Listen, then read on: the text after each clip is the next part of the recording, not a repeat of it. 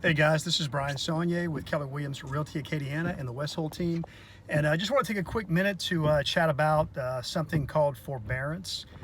This is, some of you may or may not know what this is about. This came up recently. It's been a big topic of conversation because of COVID, with the layoffs and the slowdown in the economy. A lot of people are having some really, tough times financially. So forbearance is an option to have your mortgage payments deferred until you get back on your feet. Now in the video we'll talk about exactly what it is, and we'll talk about how it may be right for you and how it might affect your credit and your ability to get financing down the road.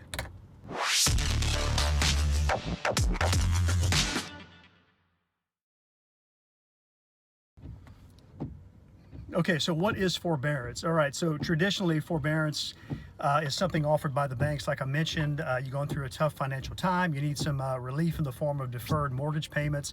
So your bank would allow you to basically pause your payments for up to 6 months, and then you could also request an extension for an additional 6 months. So you could be a year without having to pay any mortgage payments. Now, those payments don't just disappear. You do have to pay them back, of course, and the way it's working previously is you would basically have to pay everything back in a lump sum, which is really tough for a lot of people coming out of a forbearance.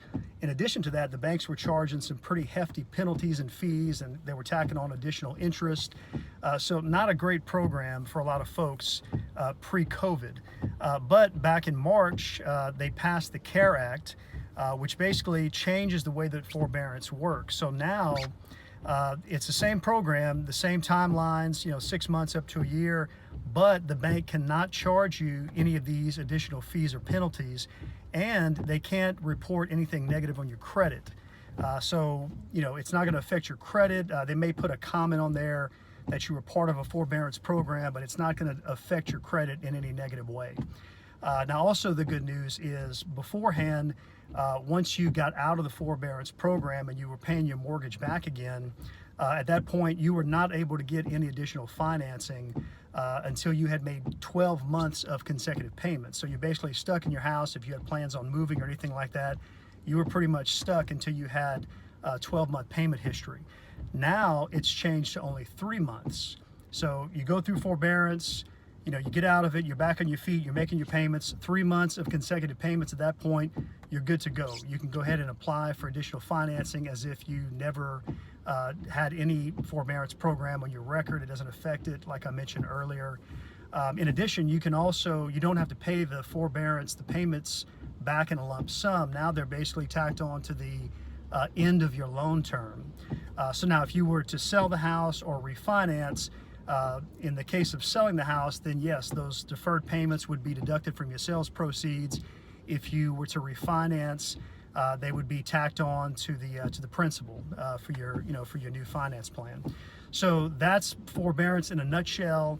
I'm talking about it because I had some clients that took the forbearance program and they were thinking that they wouldn't be able to move or get new financing for a new house for up to a year.